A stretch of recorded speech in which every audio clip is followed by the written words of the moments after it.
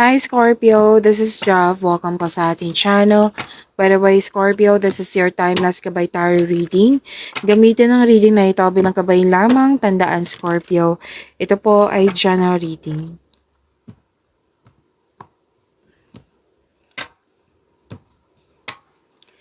Maraming salamat po sa mga hindi nag-skip ng ads, sa mga subscribe na po kayo sa ating channel at click bell notification para updated po kayo sa bagong video natin. Para sa mga gusto magpa-reading po, comment po kayo ng personal reading and check my reply sa comment section.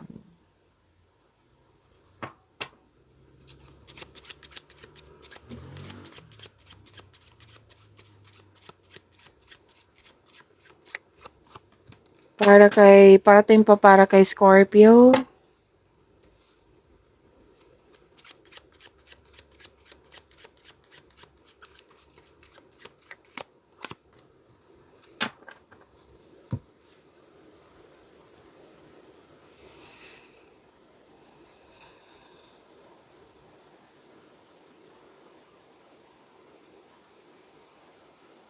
Sabi po dito, Scorpio, excuse me po. Malalim ang iniisip mo dito na mukhang kailangan mong magdesisyon pero undecided ka. Yes.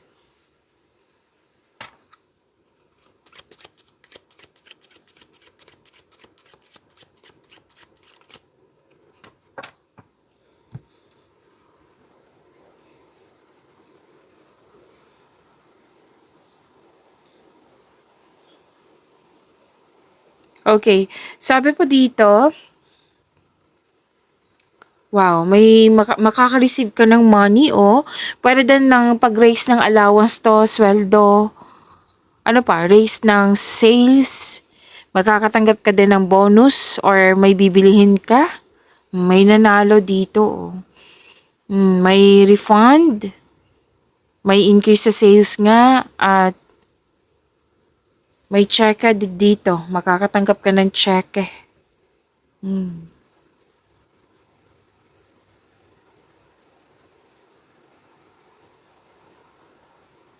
Okay, sabi din dito na this is joyfulness, masaya ka, you're having a good time, marami din ginagawa, at parang na-entertain ka dito sa isang bagay or sa isang sitwasyon. Oo, nagkaroon ng pagkakaisa, nagkaroon ng times of group of people, loved ones pa to or friends. Basta may joy and laughter po ako nakikita dito, Scorpio.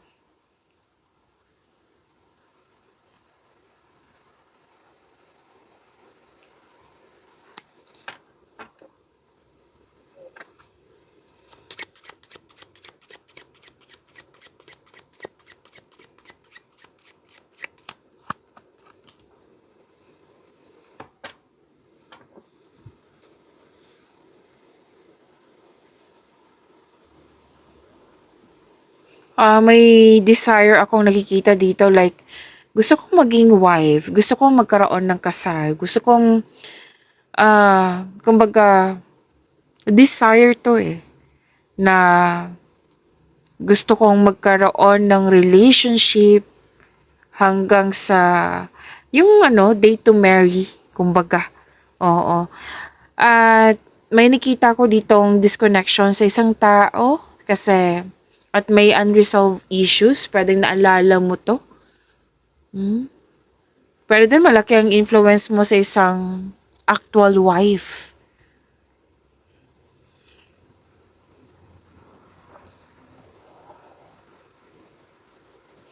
Sabi din dito na makaka-receive ka ng regalo or tulong, donation,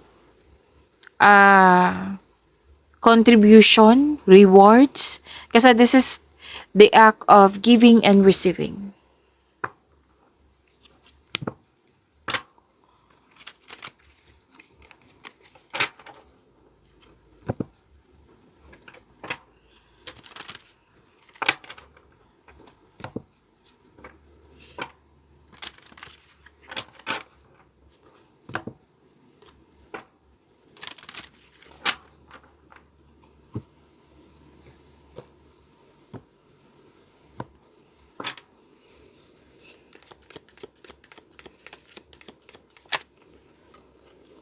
Energy.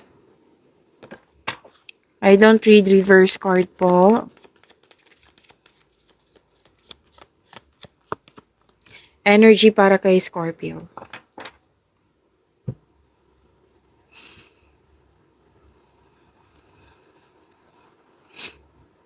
Okay. Sabi po dito, may dumating at binigyan mo siya ng agarang aksyon. Kasi alam na alam mo yung gagawin mo, Scorpio. Naka-align to sa passion mo. Lakas ang loob mo, kaakit-akit.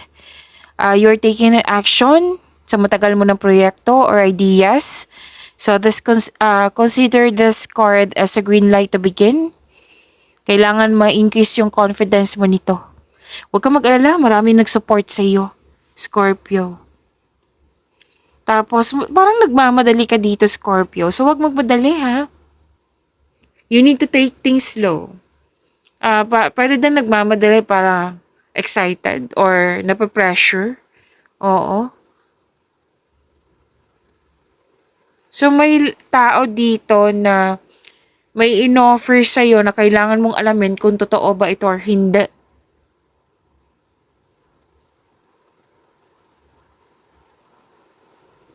Okay. May advice daw ng card nyo dito na kailangan nyo makinig sa inyong intuition kung pwede, kung gusto nyo po. Kasi magbibigay ito ng taas ng kita. Pagtaas ng kita, sweldo, allowance, promotion, magdadala ito ng tagumpay sa iyo. So you're moving forward, you're embarking on a healing journey.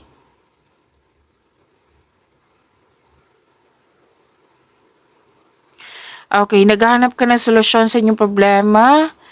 At sinabi din ng card dito na may paglilipat sa lugar, relocation, travel sa ibang lugar, lipat work, lipat bahay, bakasyon. And umiiwas ka sa toxicity. Mismo, ikaw yung lumayo para magkaroon ng healing. Pero nag-vacation leave ka ngayon para makahinga. Nag-decide kang mag-move on mula sa mapanakit na pangyayari.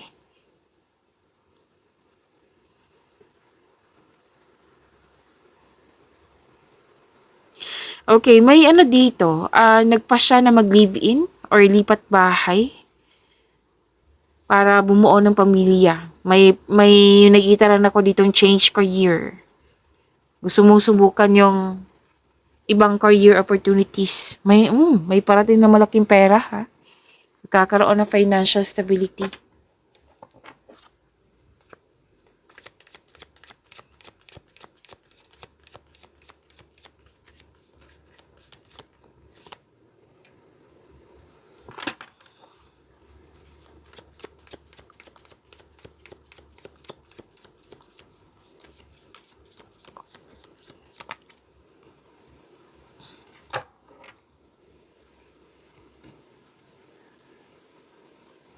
This is your career and money. Okay, so sabi ng card dito, mawawala ng blockages yung mga hadlang, lalo na sa pananalapi. May parating na biyaya na magbibigay daan ng mas maulad na panahon. At may sabi dito, pagtatapos ng isang mapait na sinapit, kasi may pagtanggap na. So itong pagtanggap mo ay laking pasalamat mo kasi nagkaroon ng pakiramdam ng kapayapaan at pasasalamat. Okay? So acceptance ang nakikita ko dito pagtatapos ng isang mapait na sinapit.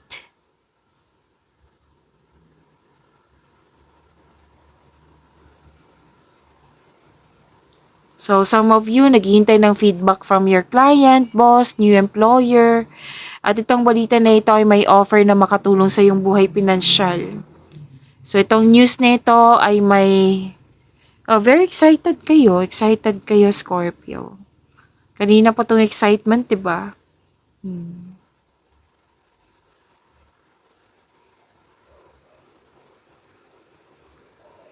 Ang ganda nito.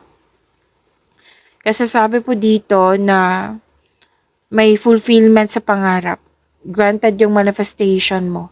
success in workplace and home. I-acknowledge mo nagbigay ng suporta sa'yo. Kung ikaw ay balak mag-change career, which is sinabi naman kanina, di ba, na may change career, or magtayo ng negosyo, know that you have the very supportive friends and family, yung grupo ng tao.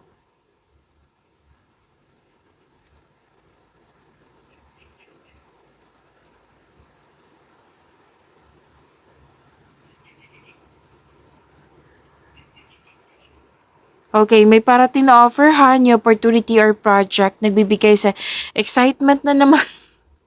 Wow, you're very excited ha? Excitement para nang sinasabi dito eh. So, may parating na offer, new opportunity or project na nagbibigay sa'yo ng excitement. At marahil din ang inyong boss ay nag-o-offer sa'yo ng much needed support. Promotion to eh, pagtaas ng kita, sweldo, allowance, or na yung posisyon. Kung feeling mo stagnant kayo ngayon, Scorpio, isipin mo yung inspiration mo sa buhay para ma-enjoy mo yung mga ginagawa mo dyan.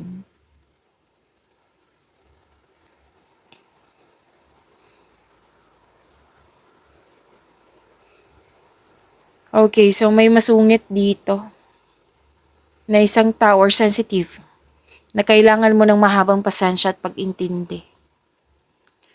Sa kaperahan, huwag kayong mag-alala kasi what I meant is, sa kaperahan, this card asks you na pay attention kayo sa inyong income at sa paggasta. Kumbaga, balance, control, monitor, and save.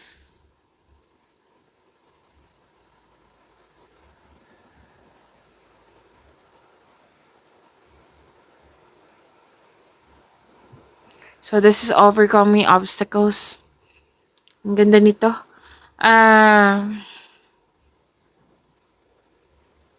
You have a confidence and persistence in your career. Very excited pa rin yung sinasabi ng cards dito. So, itong mga challenges na nakikita ko dito, ma-overcome niyo po iyan. Sabi ng yung card. Basta maging matatag ka. Okay? Maging matatag ka.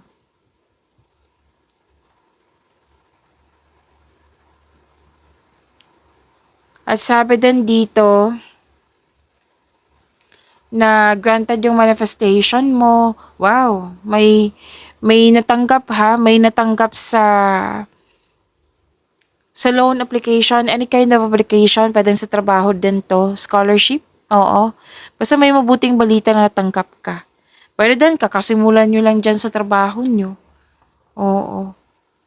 So, ipagpatuloy nyo po ang pagiging masipag kasi nakikita ko dito na magkakaroon siya ng self and financial growth. Basta tutukan po. Tutukan. At maging bukas din kayo sa mga advice ng nakakatanda sa iyo or may well-experienced na sa buhay. So, yun po ha. May masaganang panimula sa inyong career and money. Mag-ingat sa paggawa ng plano para magtagumpay po ito. Some of you, dine-develop nyo po yung hobbies nyo or skills para makadagdag income. So, you are very tutok sa inyong trabaho. You're putting effort without rushing.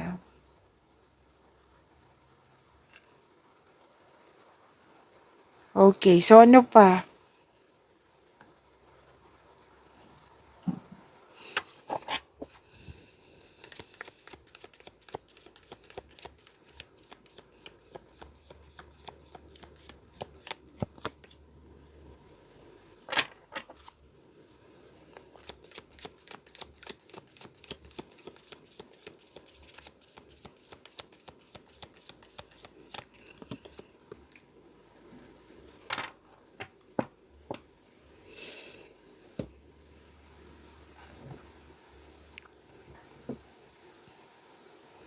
Okay, sabi po dito, okay,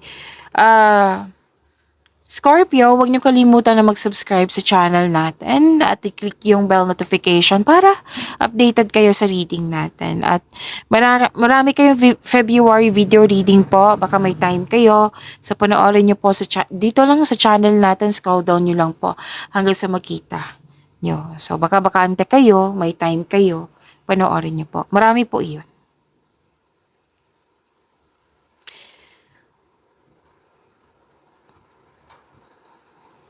Okay, so this is about your love life, self-love, partnership, and romance.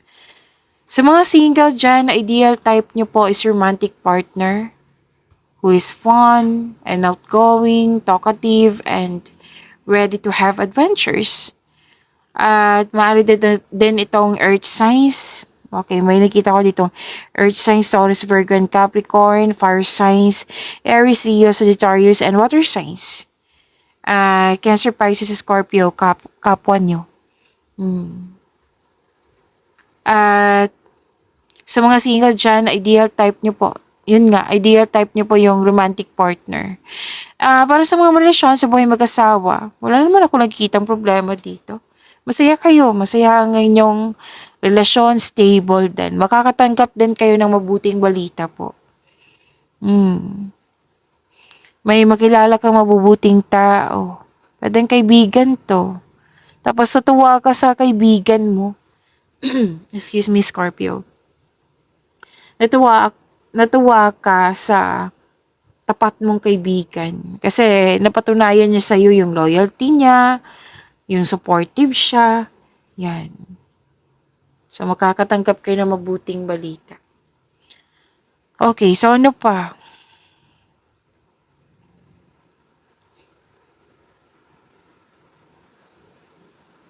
Okay, may nag-aalaga dito. Pwedeng may nag-aalaga sa'yo or may bagong panganak, nag-aalaga ng baby, nag-aalaga ng mga bata, family, yan. Pwede din nagkaroon ka ng time sa family mo. At you have a wonderful romance, loving, maalaga, at compassionate partner. Pwedeng ito yung parating sa'yo or ito yung partner mo. Marunong magbalanse sa kanyang emotion. At ano pa? Oh, by the way, sabi dito,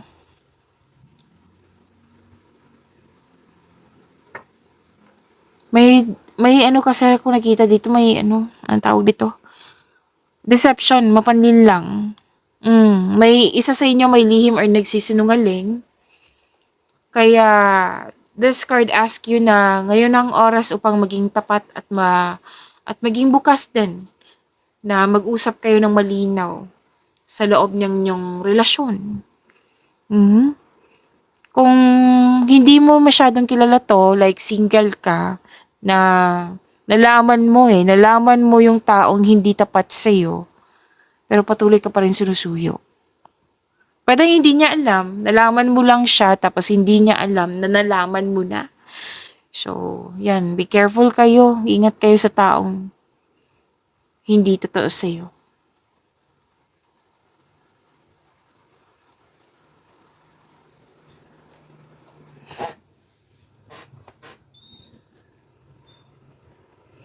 May ganap na conflict. So, kung malapit talaga to sa'yo, dalawang card kasi nagsabi dito na communication is the key. Kasi nakikita ko dito na isa sa inyo hindi nakikinig. Like, nagsasalita din siya. Paano kayo magkakaintindihan yan, Scorpio? So, kailangan give and take. Be willing to hear your person's side also. Para magkaintindihan kayo. So, may kinakaharap kayong challenges pero huwag kayong mag-alala. Kasi sinabi naman ng card dito na ma-overcome niyo po ito.